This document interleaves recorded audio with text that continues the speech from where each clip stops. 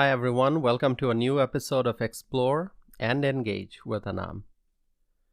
Let's talk about public policy in this episode, and the topic is President Joe Biden and his administration's report card. It's been more than a year and a half since Joe Biden was sworn into the office of the President of the United States. A year and a half is enough time to figure out if the country, under a new administration, is going in the right direction or not.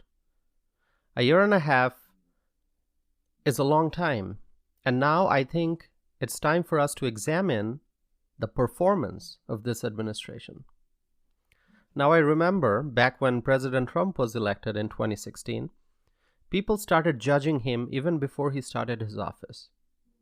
Even before he completed his first 100 days in office, people were judging him, and Democrats were blaming him for this and that and so on and so forth.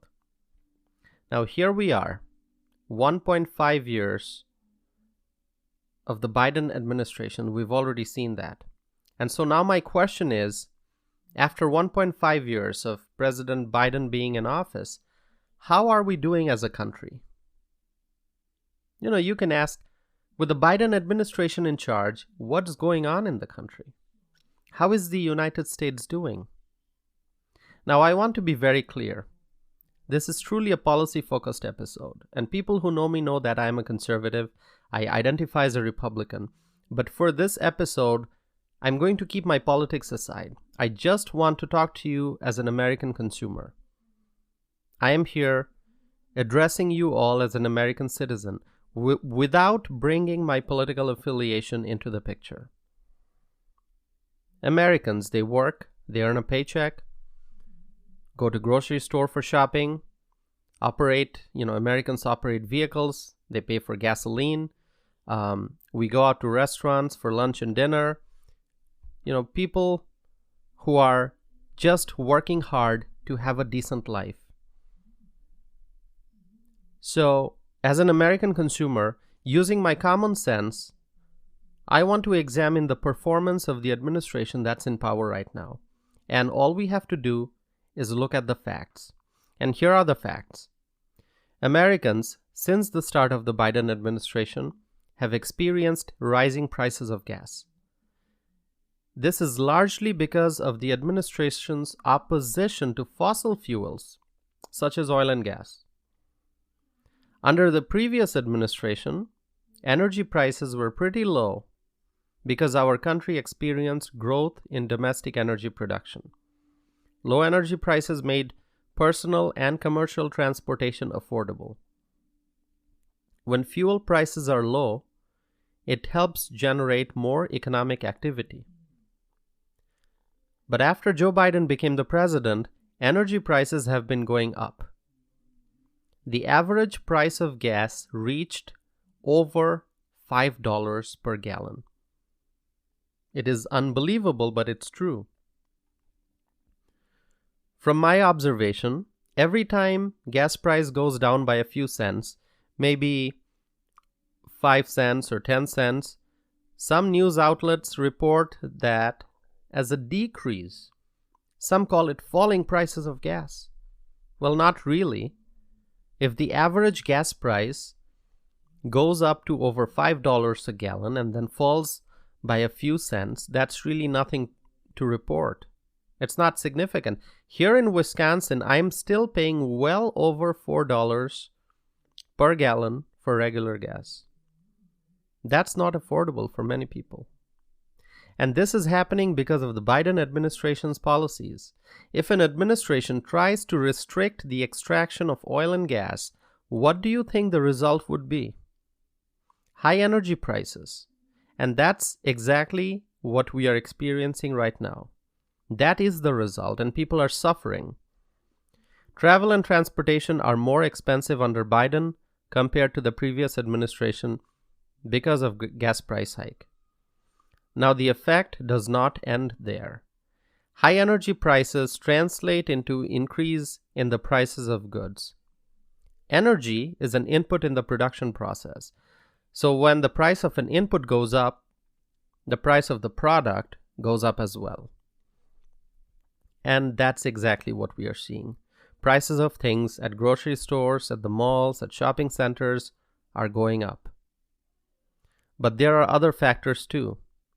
High levels of government spending would lead to inflation. Ask any student of economics if that is true. And yes, that is true. When government spends a ton of money, there's more money circulating in the economy. More money chasing fewer goods, and that means that prices of those goods will increase. Now, inflation, what it does is it erodes the value of money, causing pain and suffering, and particularly it affects the hardworking Americans on fixed incomes. And that's what's happening right now. People are suffering because of reckless government spending. Now, Washington, D.C. likes to spend money. People's money, taxpayers' money, our money. And when there's a lack of fiscal responsibility in government, what we're seeing right now with the Biden administration in power, inflation is the result. It was just reported today that inflation rose to an annual rate of 9.1% in June. This is the highest rate since 1981. So people are losing confidence in the economy, and that's pretty obvious. And as a result, the stock market is taking a turn for the worse. Dow Jones Industrial Average had reached over 36,000 not too long ago, and now, last I checked, it's under 31,000. The stock market isn't just for Wall Street investors. The health of the retirement funds of everyday Americans depends on the performance of the market. The market is affected by government policies. People speculate, people make projections, they examine past actions, and they try to predict future ones. And investors are very careful with their money, as they should be. If they don't have confidence in the administration that's in charge, and if investors feel that the decisions being made are not beneficial for the economy, then that fear will be reflected in the way the market performs. And right now, I can tell you from my observation that people are not feeling optimistic about the economy and the market. Okay, next is the supply chain. Supply chain problems. Well, problem is not really the right word. I should say supply chain crisis, severe crisis, unbelievable crisis. There are shortages of all kinds of things. And most notably, there is the shortage of baby formula. Think about that. The United States of America, the world leader, an advanced industrialized nation facing a shortage of baby formula. How is that even possible? Well, with Joe Biden in the Oval Office, a baby formula shortage is possible, and it is a real problem. But there are shortages of all kinds of things: microchip shortage, lumber shortage, shortage of pet supplies, and lots more. The supply chain crisis is something like I've never seen in my lifetime. And there are other people who are older than me who say the same thing. They have never experienced shortages like what we're seeing right now.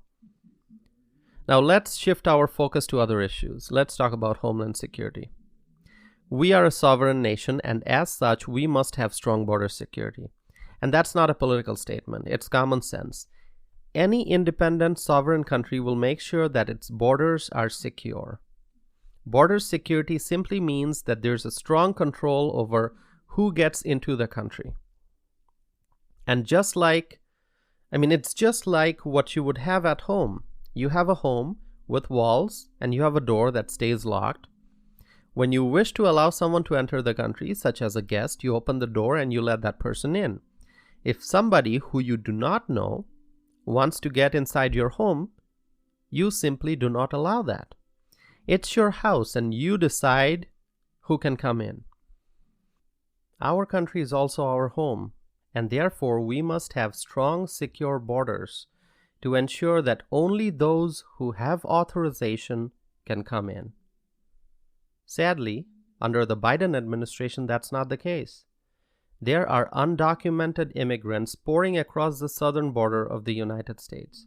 They are coming in without authorization, without documentation, without visa, without permission. They are simply crossing the border and entering America.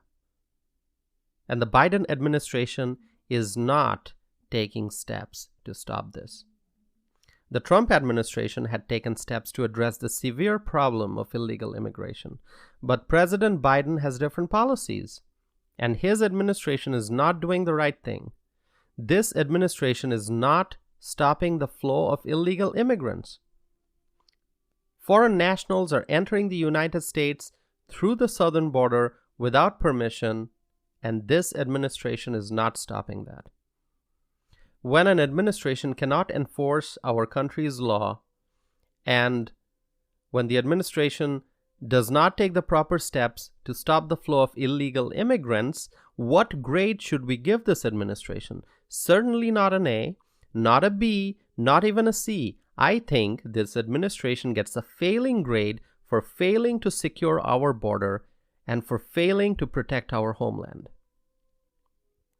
Think about all the people who are waiting in line to enter the United States legally, following the proper process. Those who are waiting for their visas and they are doing the right things to make a lawful entry. It's unfair to them if the Biden administration does not stop the illegal border crossings. An open border means that anyone from anywhere in the world can enter the United States through the open southern border. Now, what does that do to our national security? Ask that question to the Biden administration and just wait for their answer. Will we ever get an answer? At the international level, there's obviously a lot to talk about, but I'll keep it brief. How about the Afghanistan withdrawal? What a failure that was.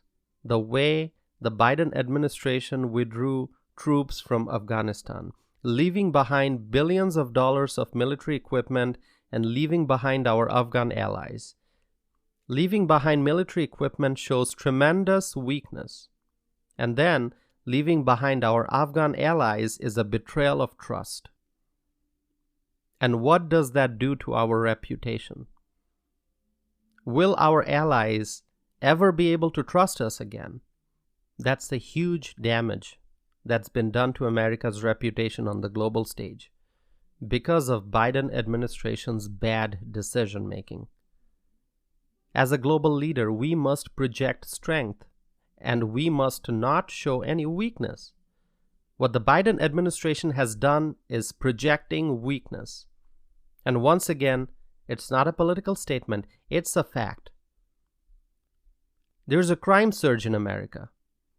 In places like Chicago and Los Angeles and many other places across the country, criminal activities have increased significantly. In my home city of Madison, in the state of Wisconsin, there are reports after reports after reports of a wide variety of crimes. To combat crimes at the local level, the Commander-in-Chief of the United States must project strength. The Commander-in-Chief must show support for the men and women of law enforcement. But instead, many of Joe Biden's allies in Washington support defunding the police.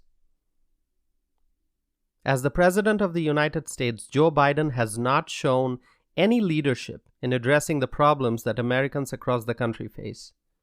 His administration continues to paint a rosy picture of the State of the Union.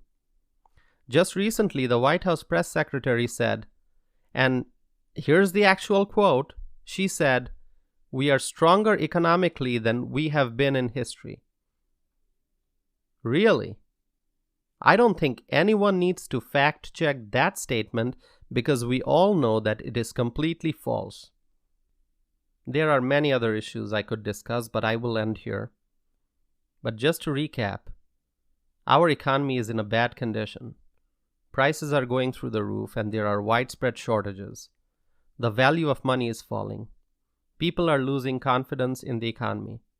There is no border security. And our reputation on the world stage has been severely hurt. And crime is going up. Almost everything is moving in the wrong direction. So now if you ask me what grade should we give the Biden administration, for its performance in the last 1.5 years? I think the answer is it's a fail. Complete fail. That is my assessment. I want to hear what you have to say, so share with me your thoughts and comments, and I will be back again with another episode of Explore and Engage with Anam.